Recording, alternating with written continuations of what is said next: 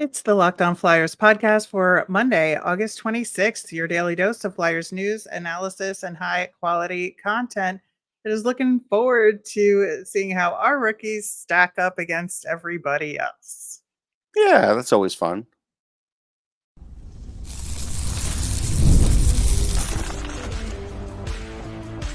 You're Locked On Flyers, your daily podcast on the Philadelphia Flyers. Part of the Locked On Podcast Network, your team every day. Hey there, and thanks for making Locked On Flyers your first listen every day. I am Rachel Donner. You can find me on Twitter at rmiriam. I'm here as always with Russ Cohen, who's on all your favorite social media apps at Sportsology. We are at Locked On Flyers on Instagram, Threads, Blue Sky, and Twitter as well. Now through September 22nd, all FanDuel customers can bet $5 and get a 3-week free trial of NFL Sunday Ticket from YouTube and YouTube TV. Visit fanduel.com/lockedon to get started. You can find us over on YouTube. We're on the SiriusXM app or anywhere you listen to podcasts. Subscribe to get our latest episode as soon as it's available here on the Locked On Podcast Network, your team every day. Russ, you can tell we are getting closer and closer to the season when the Philadelphia Flyers roll over their roster on the team section of the website to the upcoming season. They have done that. And, obviously not giving anything away. They've just listed everybody who's under contract with the team who has at least a two-way deal. So there's no information there really. It's just who's under contract. Ostensibly all of these people, well, we'll get to one exception, will be at camp of some sort this year. But of course, like the rookies, like additional rookies at rookie camp are not on the list. The official camp lists are still to be determined by the team. But, I feel like we're getting close, right? Yeah, we're getting close. And the reason those can be subject to change or aren't set yet is because of visas and travel problems. And you never know what's going to come up. Somebody might have an injury. But right now, yeah, it gets fans excited. The ones that aren't watching preseason football, they'll be pretty excited. Yeah, I think that obviously, notably, Alexei Kolosov is on the list on the roster still, which, we have to mention these things Sure. because they are a factor and still no additional information at this point. But again, we got a week or so until the KHL stuff kicks into gear that we'll have a little bit more of an indication. Notably not there is Ryan Johansson. Again, the Flyers have gone through the actions to terminate his contract. They're appealing, but in the meantime, the Flyers are not listing him on their roster. Yep. Got it. I get it. It's officially unofficial.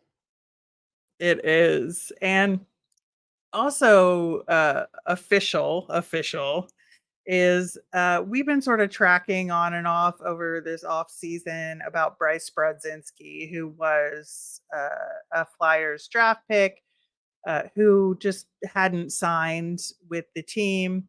And it was pretty clear he wasn't going to sign with the team, but I really thought he was going to hold out and try and get a two-way deal with an NHL team of sorts. He signed an AHL deal, a 1-year AHL deal with the Ontario Reign. Like, what do you make of that? And was it surprising that he didn't get a two-way contract? No, I'm not surprised he didn't get a two-way. And I think the Kings they're pretty sharp judges of talent. And so I think they see something in him that we have seen in that Mm-hmm. competitiveness, and they want to see what he can do in the AHL because he's, it's not like he's over the hill. And if he puts in a couple good AHL seasons, he could be an NHL depth player that you basically signed for peanuts. So he wants to still live out his dream. I get it. The Kings looking for, at least AHL depth today and maybe NHL depth in the future, like his brother was. So I think that's a possibility. Both these guys seem like they're borderline players here, right? Yeah. That will spend some time going back and forth. We've seen that with Johnny in the Rangers organization. So, regardless of my sadness that he wound up going elsewhere. Definitely going to keep track of him and see where his career takes him. In the meantime, we have the list of players that have been invited to the NHL Players Association Rookie Showcase. And obviously, the list is subject to change. We'll get into it, but this is always a really important event to kick off the season for rookies. So, why does the PA do this? So a couple of reasons. So it's funny to see that this is the 14th because I've been at all of them. And it used to be in Toronto, used to be like at Ryerson University, and then it moved to the Leaps Practice Center, and now it's in Washington. Uh, and so, yeah, it's one of those things where players get their trading cards. And so while that's going on, there's plenty of other things that are going on. So they're there, Upper Deck's there, they're shooting, they're getting playing cards, but they're also talking to each other. A lot of times they're friends, their agents will pop by. All these different things will come up. And this is sort of like kicks off the year news-wise for a lot of these guys. In previous years, the Hughes brothers were there. That was big news. Macklin Celebrini Mhm. will make big news. Connor Bedard made big news last year. If you remember, I had that picture of him and Korchinski fixing their hair Right, before. right. That kind of stuff You know, is, like and the speaking of the Hughes brothers, new EA cover boys yeah, here. all three. Yeah, so that's Yeah. cool. But it's not the first time they were brothers. The Sedins were on the Swedish version. They've done brothers Mm, before. They have different covers for different countries. But anyhow, getting yeah. back to this, so they do Okay. that, and players sign autographs. They get to know each other. They fool around on the ice. In the past, they've had a game at the end, and we kind of get them watch them play a game of shinny, which was a lot of fun, especially back in the McDavid day. I mean, even McDavid playing shinny was just something to behold. I still have video of that. So a lot of fun. It's a good of having them there. Now there's some big names, and with the Flyers, they have Matvei Michkov, and me personally, I'm not going to ask him anything tough. I know he probably won't have a translator there, so he'll probably either You not think? interview. Well, most of the times they don't. Now sometimes they'll have a player do it, you know, so that could happen. Another player could possibly do it, or maybe like a reporter. There could be a Russian reporter there that maybe will do it. But most of the times, I don't remember too many regular traveling interpreters. So that may not happen. And if it doesn't, you may not hear from him. Igor Shesterkin was at one a few years ago, and nobody interviewed him. I just took pictures of him on the ice. So we'll see. We'll see if he speaks. Ivan Fedotov, though, we've seen him do some interviews, and so he'll definitely speak. And goalies are it's tough for goalies there, by the way, because everybody's shooting on them all day long. So it's him and Right. Oliver Rodriguez, and that's it. Like there's two goalies, so those guys get a workout. Like it's you can only fake getting shot on so much, and they're trying to make saves and everything else, and they want these cards to look good, and they also make videos, and so a lot of that goes on. A lot of times there's intrigue with uniforms and jerseys, what's changed a few years ago when they started changing them. So like as an example, like Josh Stone is going to be there showing off the Utah uh jersey, and while we saw it at the draft, if they made any kind of cosmetic changes, people are going to notice Right. online because that's the one they'll give to the players. Yeah, well, and I think with the jersey manufacturer changeover, this will be the first chance for some, assuming they do go out on the ice and have a little skate around, we'll at least get to see the jerseys in motion, the full Yeah, uniform, and all of that all put together like on a person, which is much different than just seeing it on somebody at the draft, like in their street clothes, right? it is. I mean, at worst, we'll see guys skating around doing their sellies and getting photographed for that for cards, and we'll see how they sort of move and what the way they look. And I'll certainly take a bunch of pictures, and so that will happen. But then, yeah, if we get to see him in like a shinny situation, that'll even be a little more interesting. But there's been times, though, there's been good news that comes out of this, and there's a lot of big names that we'll talk about other than the Flyers. But as example, like Matthew Nyes was like, yeah, I think I can make the team. And, sure enough, he made the team.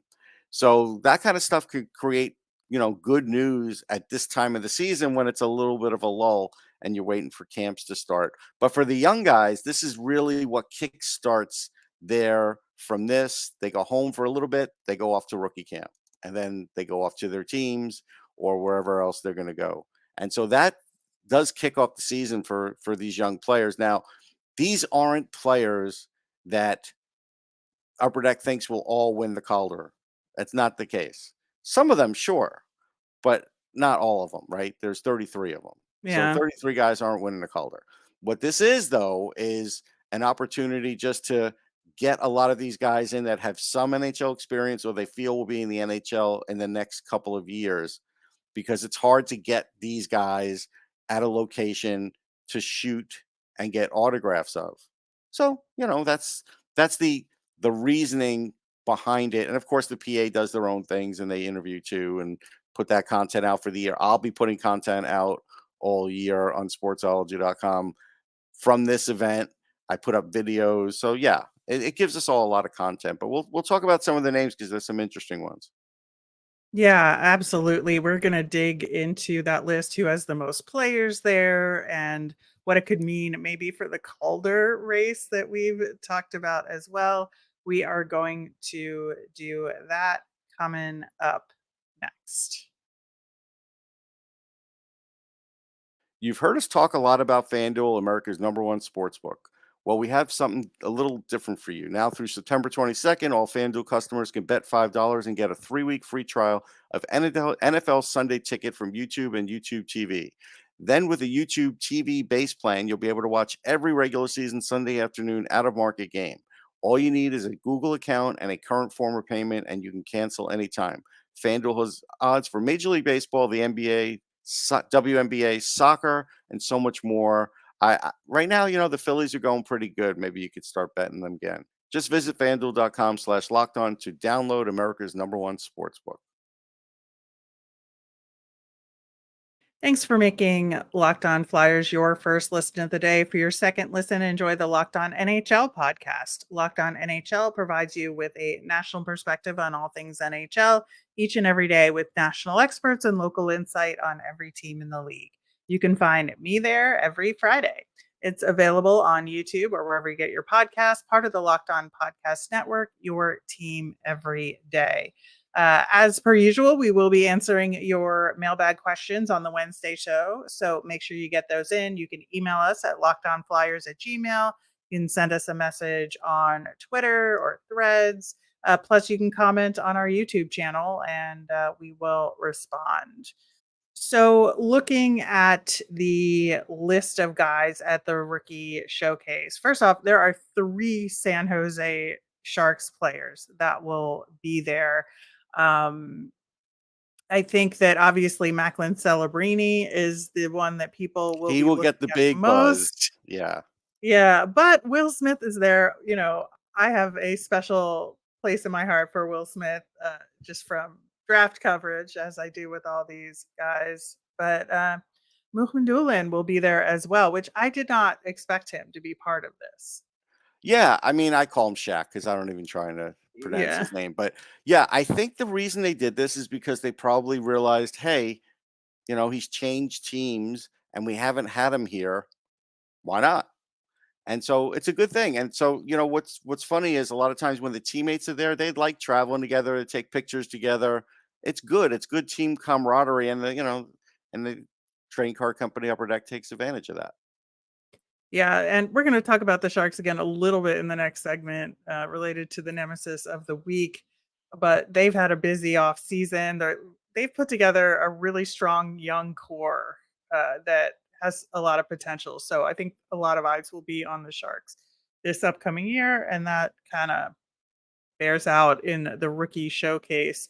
Other teams with 2 players, the Chicago Blackhawks with Levshunov and Nazar, both could have really good seasons, right? Yeah, they're both close to the NHL. And so Levshunov may play in the NHL. We'll see.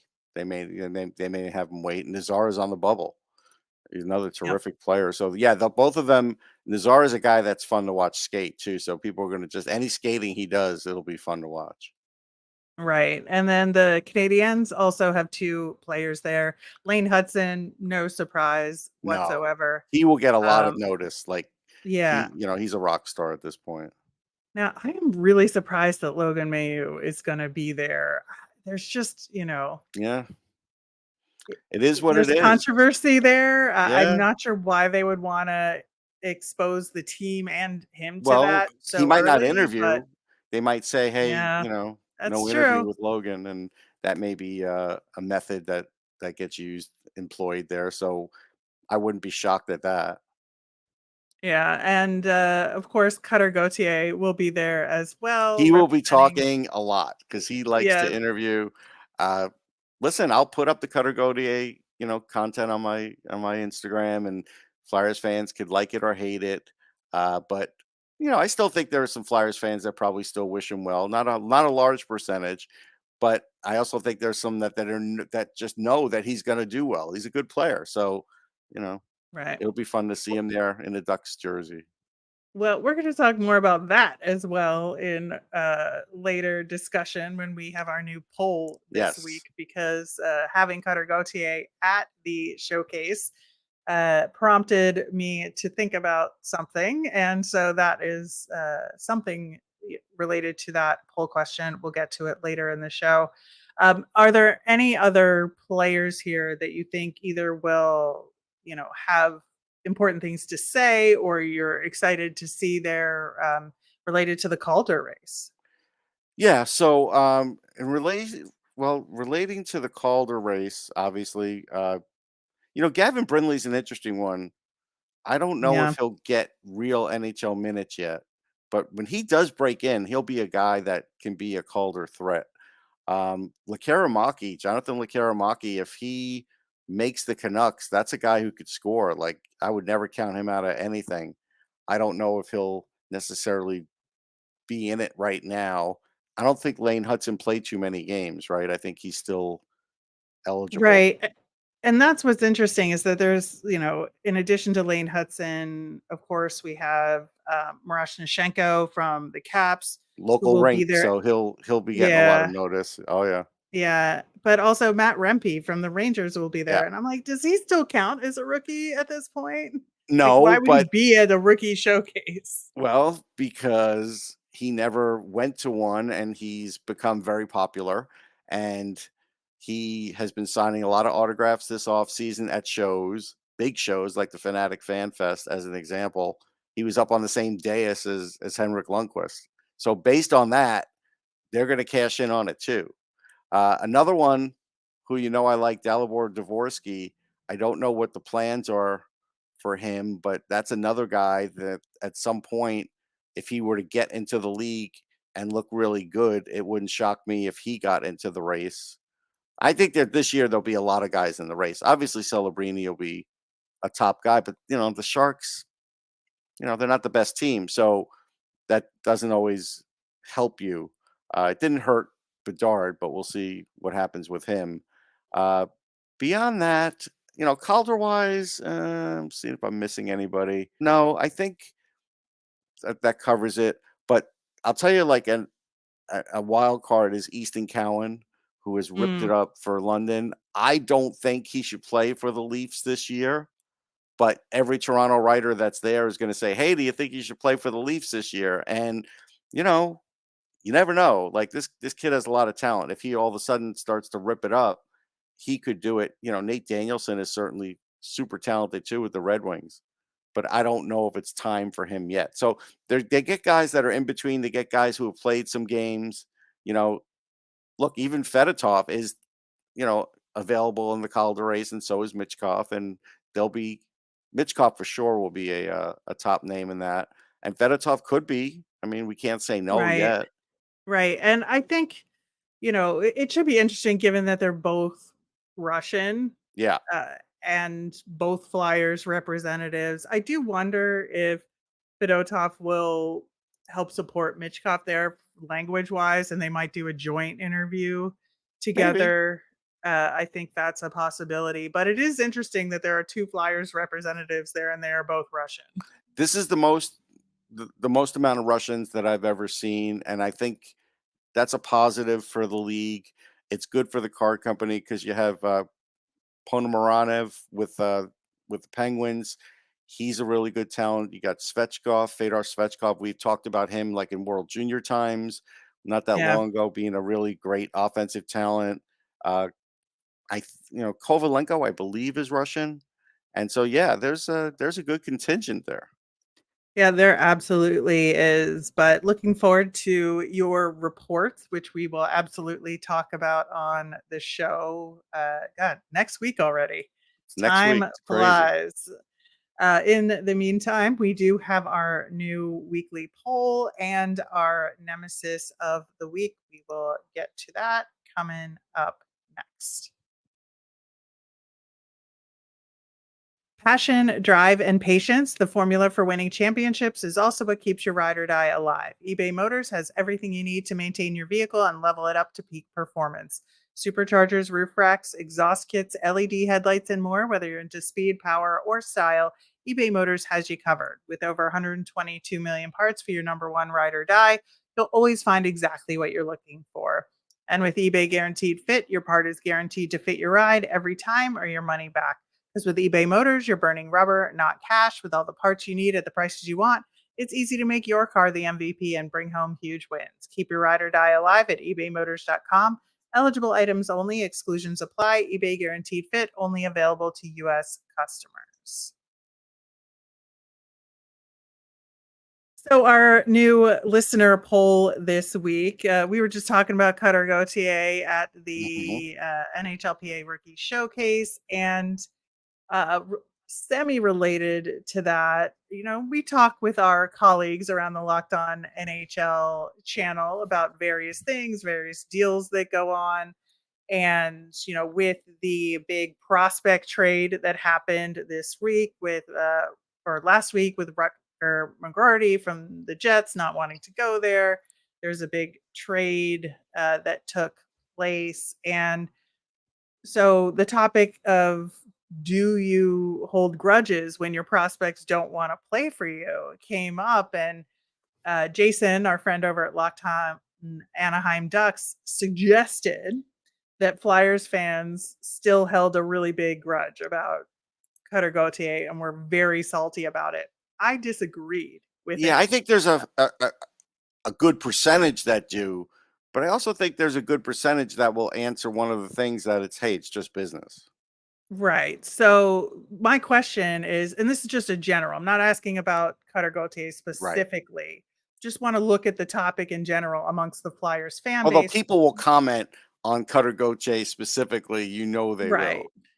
will. Sure, they will or they won't, but that's why I'm asking. Like, this is a genuine curiosity because in my Right. corner of the Flyers fandom, people don't hold grudges very much. Right. And so my question is, do you hold a grudge against players that want to leave the Flyers organization? So your options are A, always and forever; B, yes, in the short term, but it goes away quickly; C, it depends on the circumstances; and D, no, it's just business, baby. So those are your options. And very curious to see what y'all think out Yeah, there, be because interesting. I know what I think about sports grudges and things like this.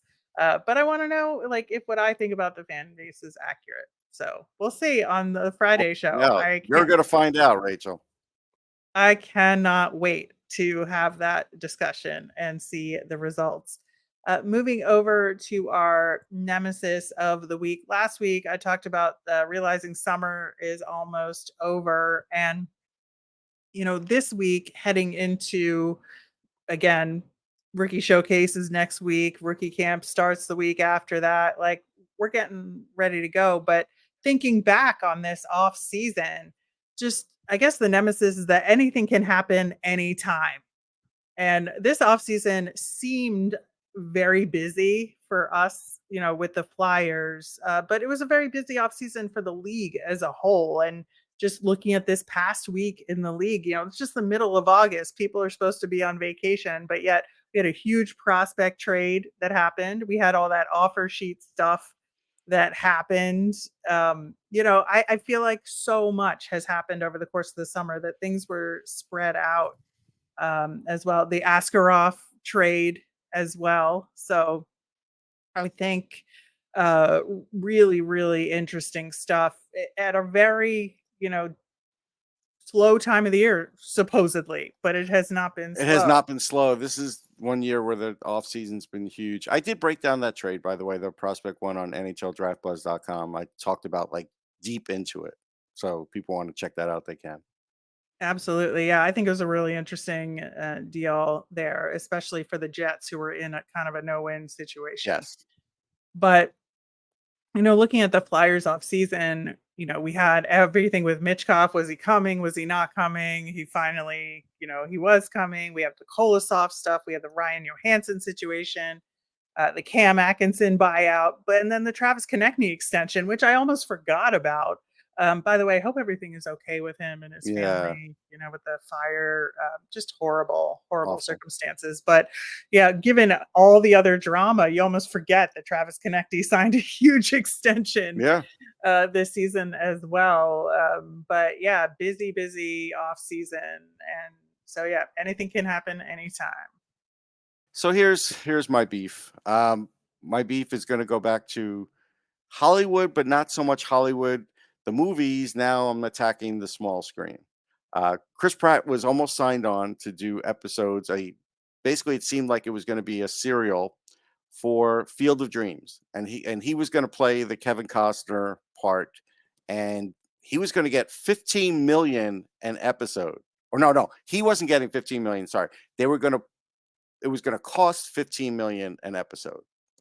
That's what they said. They were going to put that much into it. I don't know what he was going to make, but he, clearly a few million.